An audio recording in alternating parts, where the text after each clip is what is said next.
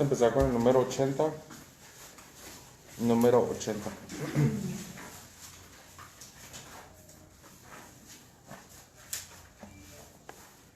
Del santo amor de Cristo que no tendrá su igual, de su divina gracia sublime y eterna, de su misericordia inmensa como el mar, y cual los cielos alta, con gozo he de cantar el amor de mi Señor.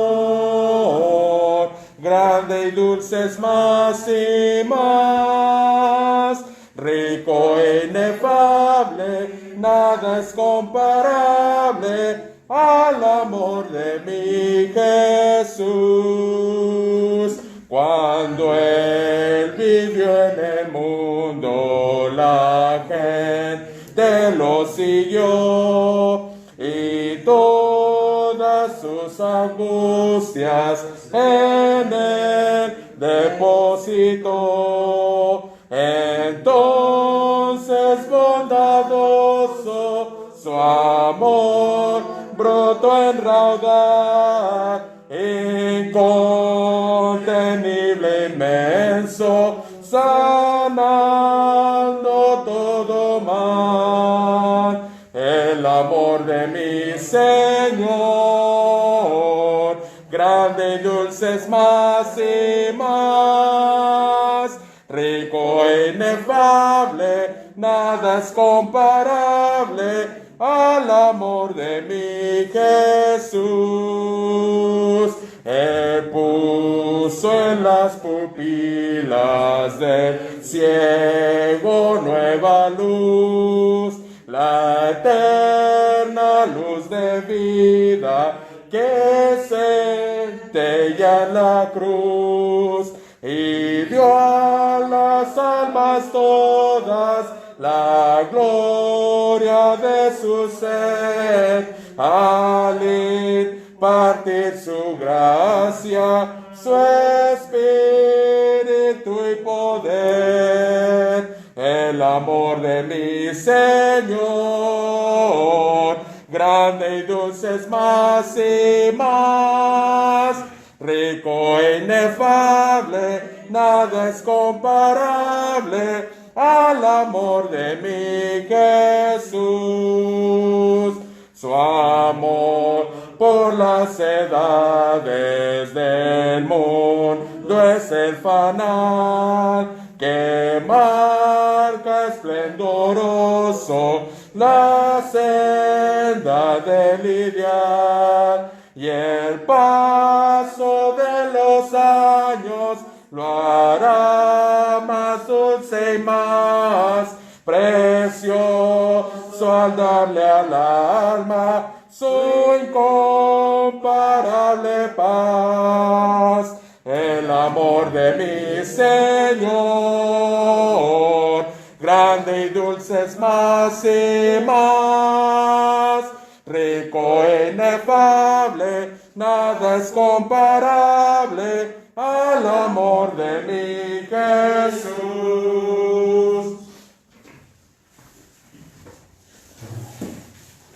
Les pido que guarden la hojita porque posiblemente la semana que entra se va a entonar el himno que está enseguida. ¿Son 3 himnos completos o nada más 2? Dos. Okay. Salmos 48. Y hemos estado viendo acerca de la ciudad de Dios, el lugar de Dios en el Antiguo Testamento.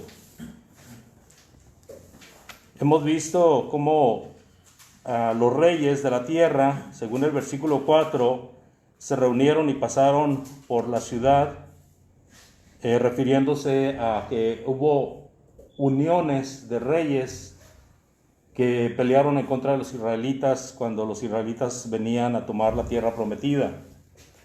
Pero también se puede referir al hecho de que después de que ya Jerusalén es tomada por los israelitas, se sabe por la historia, por la cronología de la Biblia, que varios reyes, ¿verdad?, tomaron en algunas ocasiones la ciudad de Jerusalén.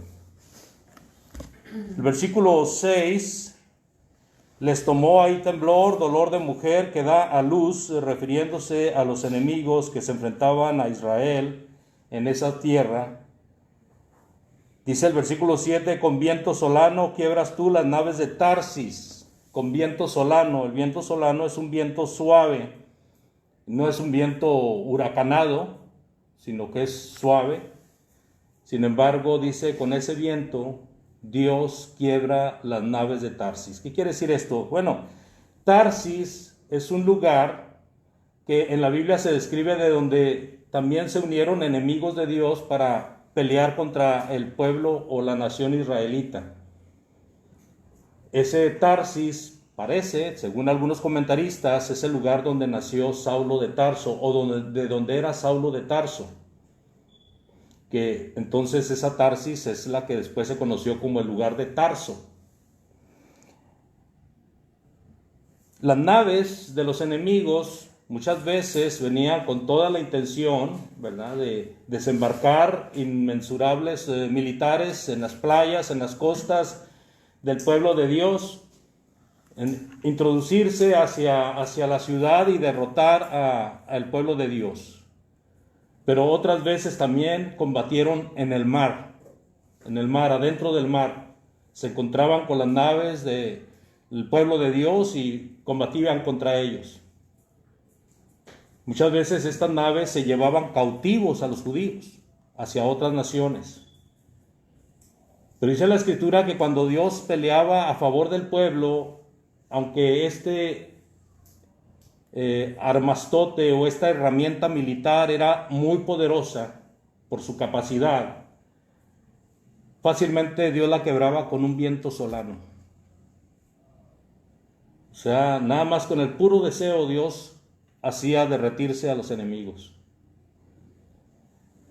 Y esto es parte del canto, de este canto que están entonando los descendientes de Coré. El versículo 8 dice, como lo oímos, así lo hemos visto en la ciudad de Jehová de los ejércitos, en la ciudad de nuestro Dios, la afirmará Dios para siempre, Selah, refiriéndose a la ciudad, a la santa ciudad, a la ciudad que está en Sión, a la ciudad que es Sión o a la ciudad donde está Jerusalén. Muchas veces Sión se menciona como el lugar, muchas veces se menciona como la ciudad. Y cuando hablamos de Sión otra vez, cuando hablamos aquí, la afirmará Dios, se está refiriendo a Sión, tenemos que viajar en el tiempo desde allá, desde más de 1000 años atrás, hasta nuestra época. Y en este tiempo, amados,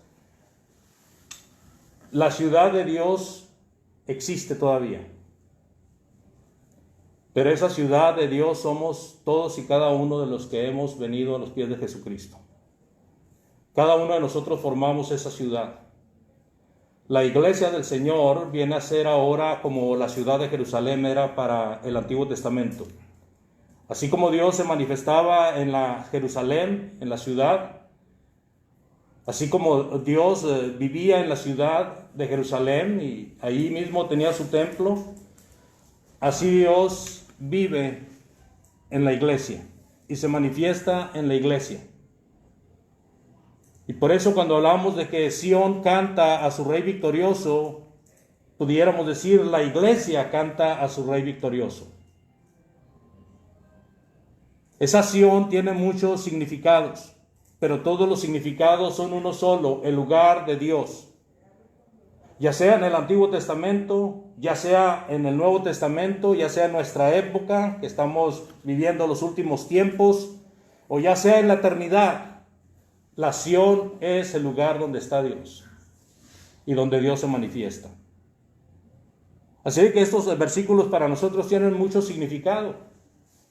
Porque hagan de cuenta de que en vez de estarle hablando el salmista a los judíos, ahora nos está hablando a nosotros y nos está haciendo saber que debemos de honrar y glorificar al Rey de la victoria, al Dios Todopoderoso.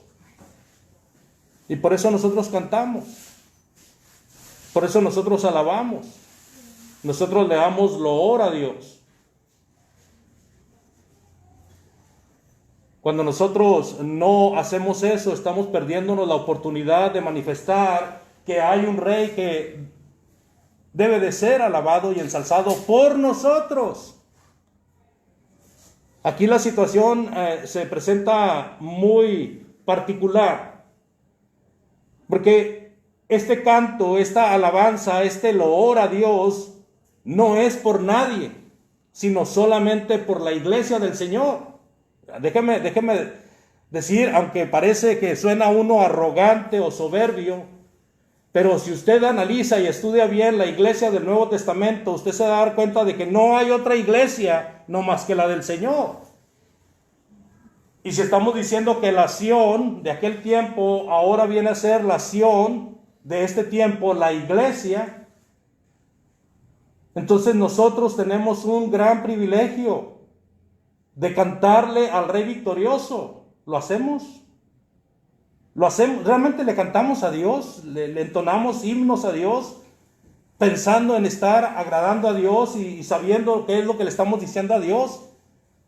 ¿O hago insistencia en esto? Porque es muy fácil caer en la antipatía, en la indiferencia. O simplemente decimos, no, ¿yo para qué le canto? ¿Quién se va a dar cuenta de que yo no estoy cantando? Dios. Dios se da cuenta. Dios sabe. Dios sabe que nosotros podemos caer en la indiferencia y especialmente por la situación del idioma. Podemos caer en la indiferencia y podemos dejar de cantar y alabar y de cantar loores a Dios. Pero Él es el que merece nuestro canto. Por eso fíjese la grande sabiduría de Dios, que no le pide a usted ser un maestro, no le pide ser un músico, no le pide ser alguien que sepa notas, simplemente quiere que le cante así como usted canta, que le ofrezca fruto de labios, que invoquen su nombre. Hebreos 13:15. ¿Quién gusta leerlo, por favor? Hebreos 13:15.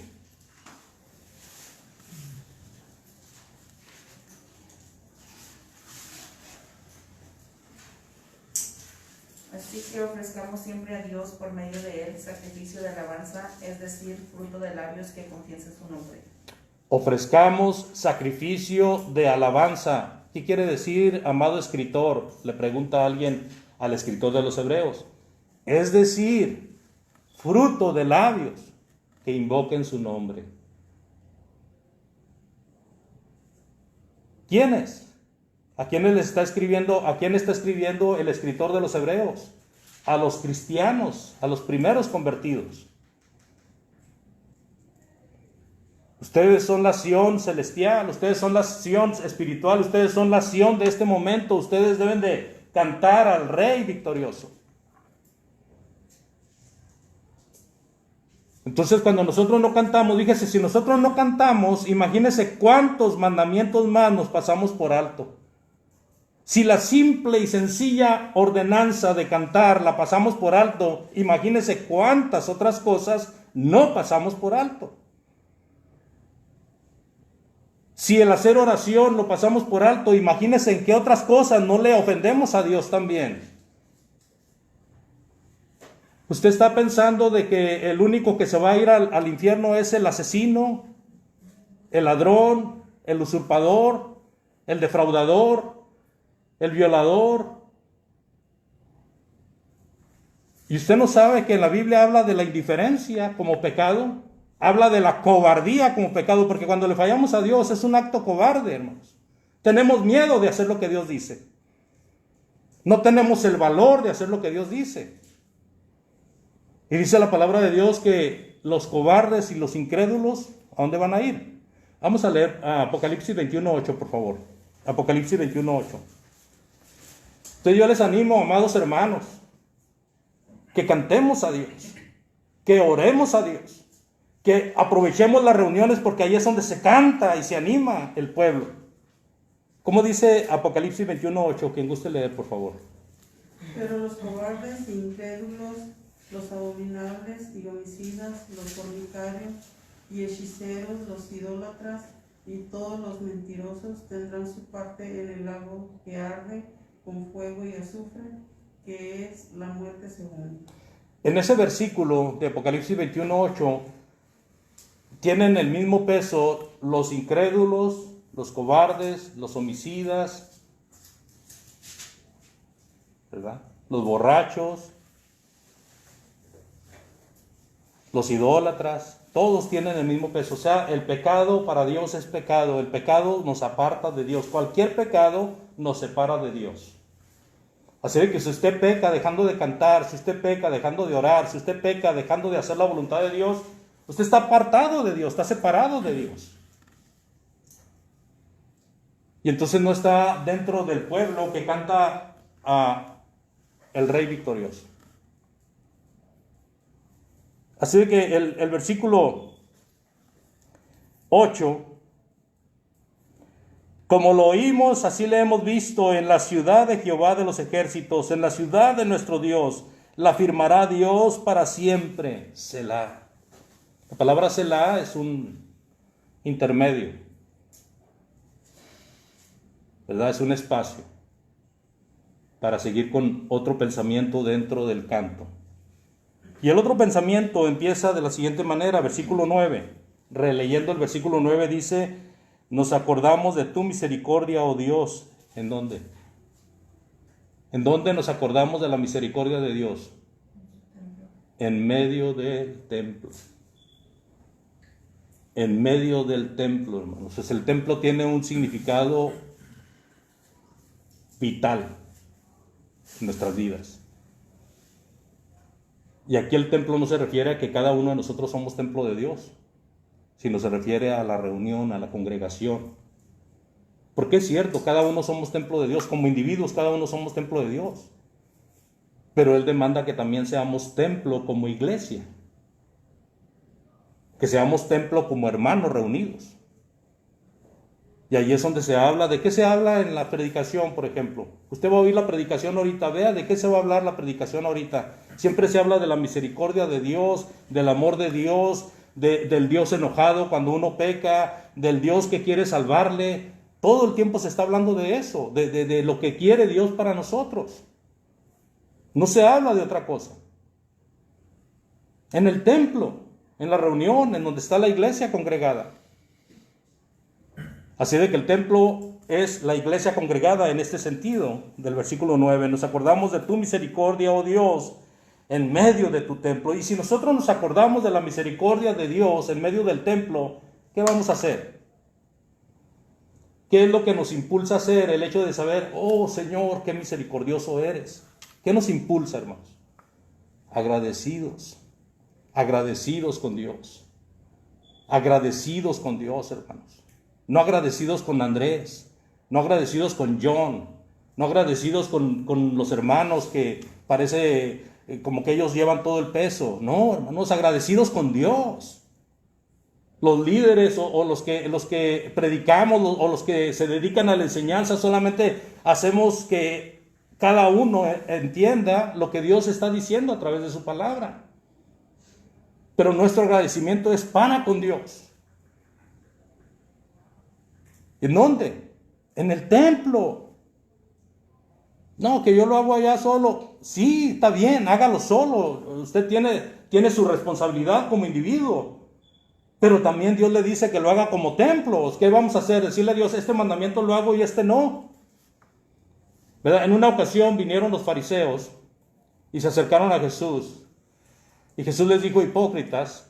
Y ellos se quedaron así como diciendo, bueno, ¿y por qué nos dice hipócritas? Bueno, el Señor les dijo, bueno, porque cuando tú ofrendas, le dice al fariseo, cuando tú ofrendas, vas con tu madre y con tu padre, le dices, ya no te voy a ayudar, papá y mamá.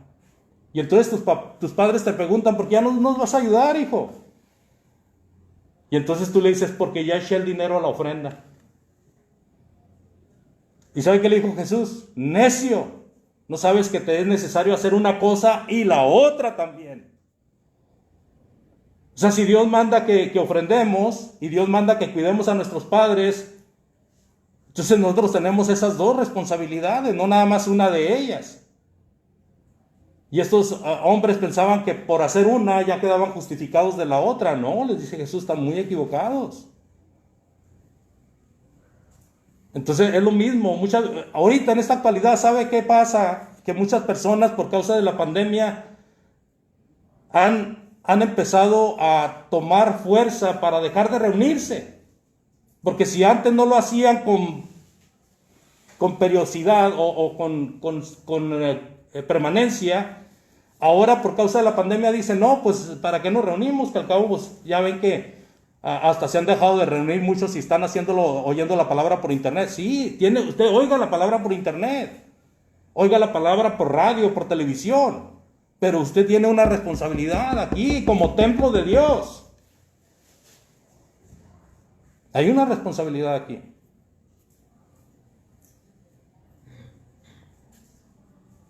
Entonces es muy importante que nosotros tomemos conciencia de que las palabras aún del salmista nos enseñan esas cosas a nosotros. 1000 años antes de que viniera Jesucristo, el salmista ya nos está enseñando con la palabra de Dios. Nos acordamos de tu misericordia, oh Dios, en medio de tu templo. O sea, ellos lo hacían. Ellos estaban ahí. Ellos se acordaban de la misericordia de Dios y daban honra y gloria a Dios por ello.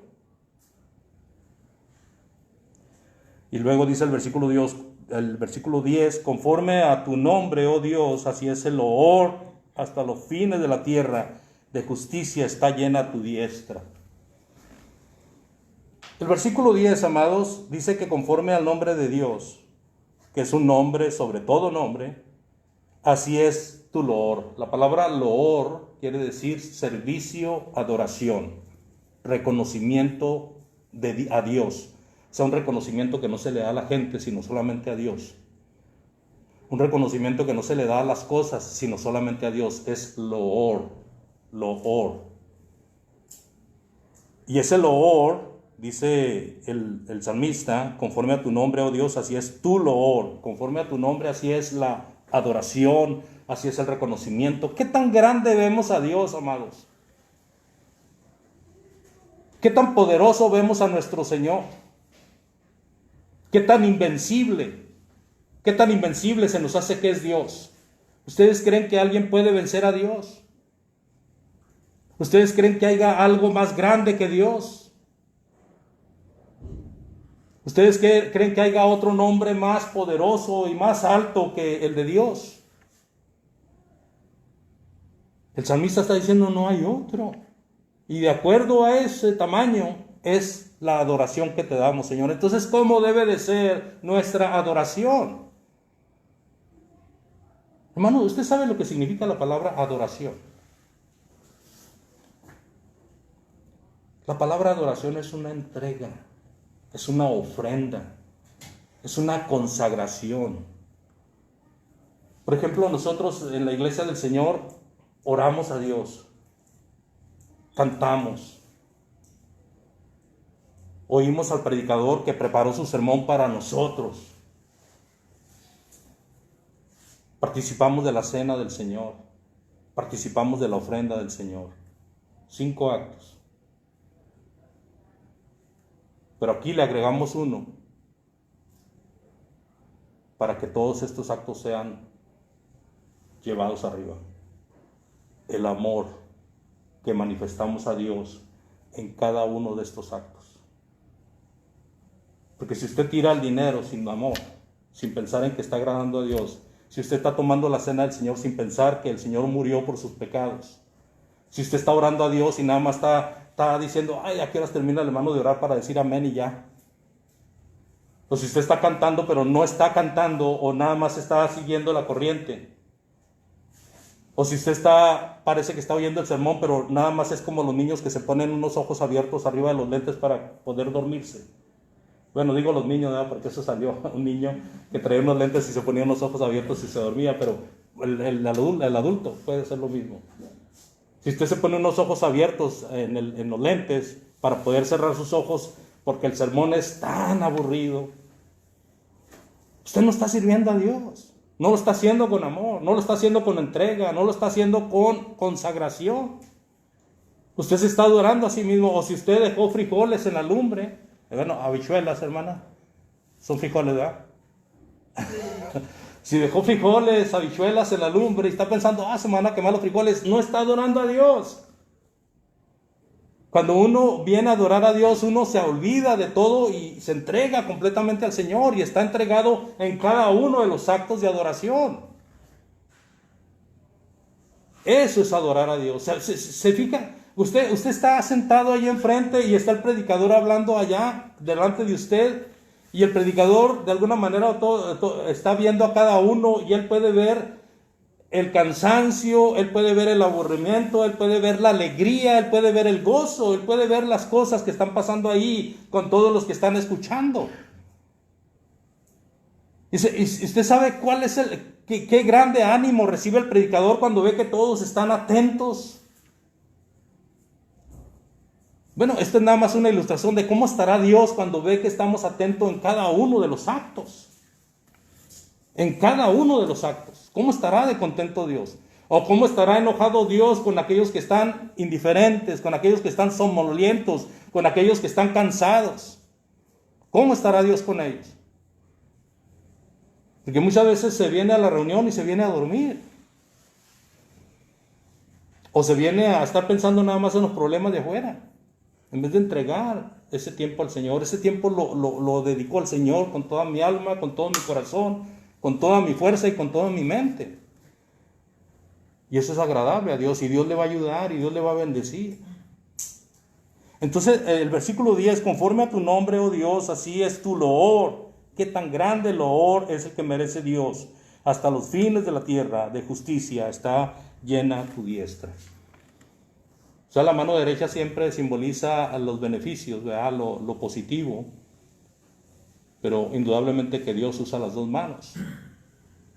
Como nosotros usamos las dos manos para hacer lo malo o para hacer lo bueno. Porque no le decimos a la mano izquierda que haga lo malo y a esta le decimos que haga lo bueno. No, las dos manos hacen lo mismo, ya sea bueno o malo. Pero la diestra siempre es símbolo de lo positivo. Lo positivo. Entonces hagan de cuenta que aquí dice el salmista, de justicia está llena tu positividad. Todo lo bueno que hace, Señor, está lleno de justicia. Comentarios o preguntas, estamos en el versículo 10. Por favor, si quiere comentar o preguntar con toda confianza, esto es una esencia, estamos tratando de sacar un significado que beneficie a nuestro ánimo para sacarle provecho a este salmo que se escribió hace más de 1000 años. Si no hay comentarios o preguntas, continuamos el versículo 11. Dice el versículo 11, se alegrará el monte de Sión, otra vez. Monte de Sión, el lugar de Dios. El lugar de Dios en el Antiguo Testamento, dominado y conquistado por los israelitas cuando son sacados de Egipto y cruzan el río Jordán, vienen y conquistan el lugar Sión, donde estaba Jerusalén. Y luego ese lugar sirve para adorar a Dios, para hacer el templo a Dios. ¿Sí? Otra vez, en nuestro tiempo, la Sión de Dios es la iglesia. La ciudad de Dios es la iglesia. Y entonces dice, se alegrará el monte de Sión, se alegrará la iglesia, se gozarán las hijas de Judá, se alegrarán todos los hijos de Dios por tus juicios. ¿Por qué? Porque son buenos, son completamente buenos los juicios de Dios. Nosotros si recibimos ofensa, ¿verdad? Si alguien viene y nos escupe en la cara porque servimos a Dios y nos aguantamos el coraje y decimos, Señor, tuya es la venganza, no mía. Pero ¿qué es lo que pensamos en nuestra mente? Cuando una persona nos ha hecho un daño horrible y que vemos que la justicia no le da castigo, justicia terrenal, ¿Qué se nos viene a la mente? Y muchas veces lo decimos. ¿Okay? Te escapaste de la justicia terrenal, pero allá está uno, mira, del cual no te vas a escapar. Y muchas veces ponemos las cosas en manos de Dios porque nosotros somos impotentes y tenemos hasta un cierto punto de llegar. ¿Usted sabe lo que es ponerse con los malos, con los perversos a las patadas? Vamos a decir que un criminal le va y le roba su casa y le saquea todos sus bienes. Y usted sabe quién es, pero no tiene pruebas. Usted va y lo denuncia, y como no tiene pruebas, no le hace nada a esa persona. Y entonces usted dice, ok, me la hiciste, ahora me la vas a pagar, y usted quiere cobrar venganza. ¿Usted cree que le va a ganar a esa persona? ¿Es usted también como esa persona o es diferente a esa persona? Porque el querer vencer y dominar a alguien que tiene un oficio sin tener oficio, o sea, yo quiero dominar a alguien que tiene un oficio de ser asesino, de ser criminal, de ser dañoso, y yo no soy así, ¿usted cree que yo lo voy a vencer? Pregunta, ¿no, hermana? Sí, que la palabra dice que nosotros debemos vencer el mal con el bien. Con el bien. Ahí está. Entonces no vamos a vencer a los criminales, a los rateros, a los que son personas dañosas de por sí. Así crecieron, así fueron enseñadas.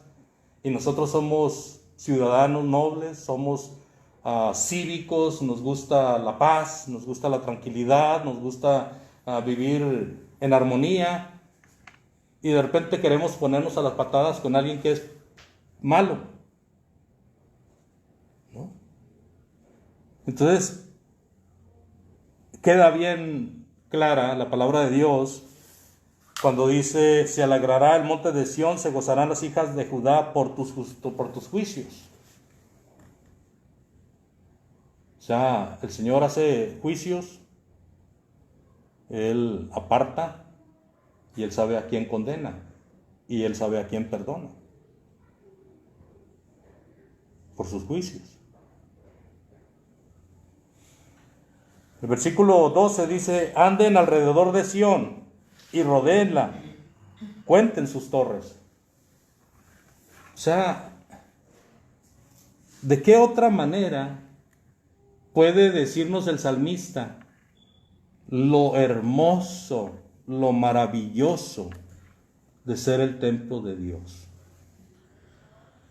O sea, él está cantando y le está enseñando a los que le escuchan que deben de admirar la ciudad, rodéenla y miren sus torres. Usted sabe lo que significa una torre en una ciudad. Un lugar para vigilar, un lugar para ver al caminante desde lejos. Ese es el trabajo de la iglesia, hermanos. La iglesia es como la torre del vigía. Ese título nos lo han ganado los testigos de Jehová, pero esto es bíblico. Nosotros somos la torre del vigía, nosotros vemos a lo lejos. Y vamos y abrazamos a la persona que está buscando las cosas de Dios. Vamos y le hablamos del evangelio a la persona. Cuidamos nuestra espiritualidad desde la torre. En inglés es la watchtower. Así se llama el lugar donde los testigos de Jehová hacen sus escritos. Pues lo agarraron de la Biblia. O sea, aquí cuando dice rodeen la ciudad, cuenten sus torres, está hablando de algo que debe tener importancia para el que entra dentro de la ciudad, para el que entra dentro del templo. Verla por fuera también, ¿cómo está? Ver a los de afuera para atraerlos adentro. El versículo 13 dice, consideren atentamente su antemuro. Fíjese, sigue hablando de la observancia que debe de haber para el templo, para la ciudad. Dice, consideren atentamente su antemuro. ¿Sabe lo que es un antemuro? El mismo término lo dice, antes del muro. O sea que hay un muro que es como para tapar los primeros golpes, y hay otro muro que es para proteger. El antemuro para los primeros ataques, y el muro principal está para proteger a los que están adentro. Entonces esto se habla de protección. Dios tiene un antemuro y tiene un muro de protección. Él absorbe los ataques y Él nos cuida y nos protege.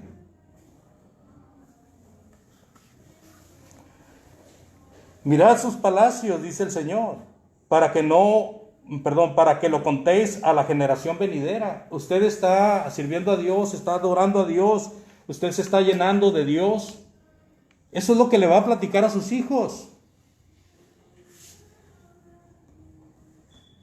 Pero si usted es indiferente a las cosas de Dios, ¿qué le va a platicar a sus hijos? ¿Qué le va a contar a sus hijos? ¿Qué van a ver los hijos suyos de usted? ¿Que sirve a Dios o que no lo sirve? ¿Qué es lo que están viendo de usted sus hijos? ¿Una persona entregada a las cosas de Dios o una persona que es indiferente a las cosas de Dios? ¿Qué es lo que está enseñando con su ejemplo? Todo el propósito divino de que seamos templo, de que le adoremos, de que le cantemos, de que le reconozcamos, es porque eso lo ven nuestros hijos.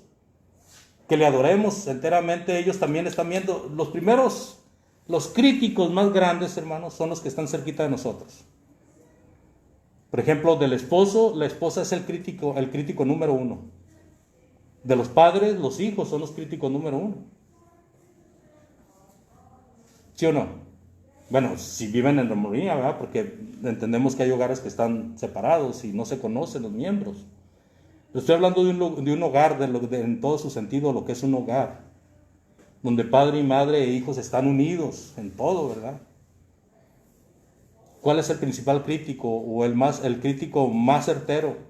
Siempre son los que están cerca de usted, su familia.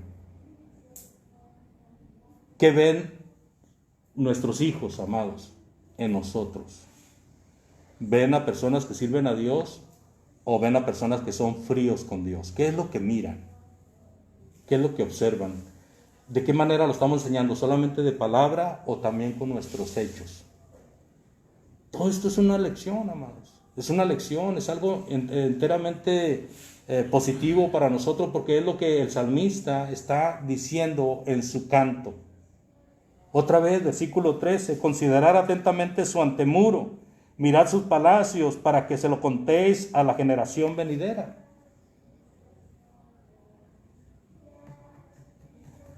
Los judíos, cuando hacían algo grande para Dios y tenían alguna victoria, y sabían que cada victoria que tenían era porque Dios estaba contento con ellos, ellos ponían señales, muchas veces eran con piedras.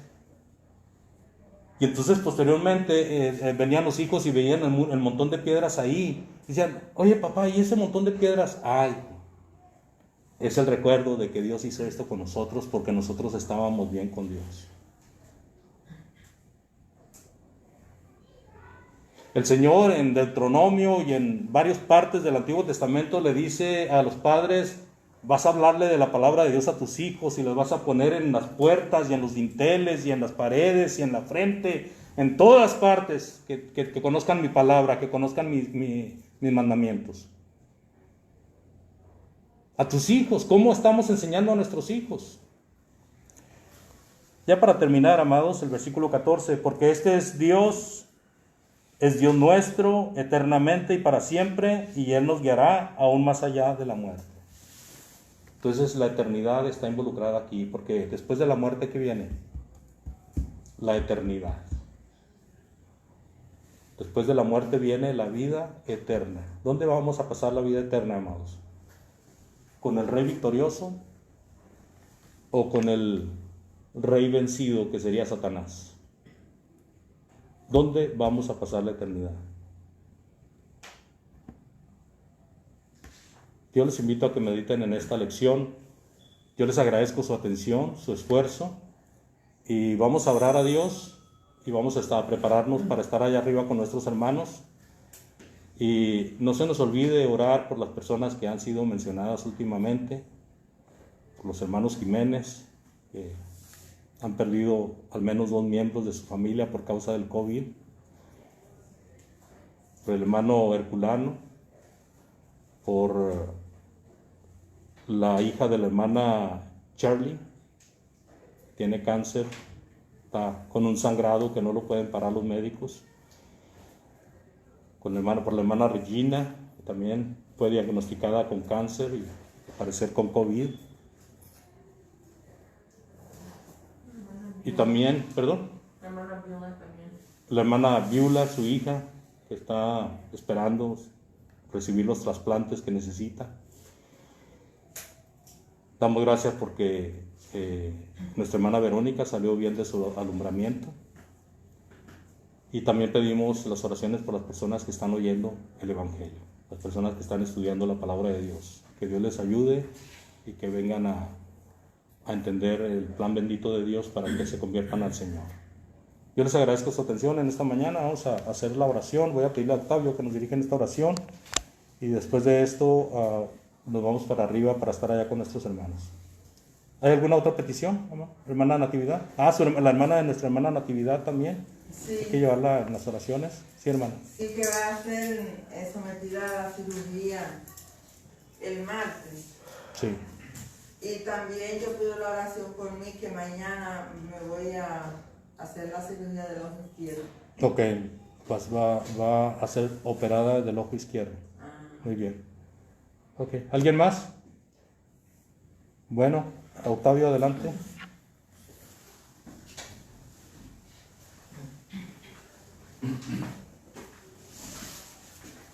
Vamos a orar. Gracias, Padre, te damos por todas las bendiciones que nos das. Te agradecemos por el privilegio que nos das de estar aquí una vez más estudiando una porción de tu palabra. Te pedimos que este estudio haya sido de provecho y que sigas ayudando al hermano que nos expone estas lecciones, que le sigas ayudando y le sigas bendiciendo donde quiera que él esté.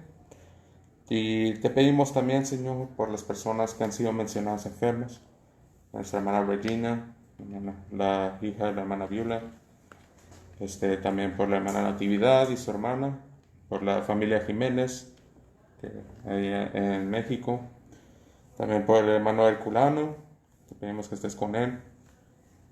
También te pedimos, Señor, que estés con todos aquellos que se me escapan de la mente, que tu mano sea sobre ellos para que ellos puedan recuperar su salud y así puedan venir a ti también.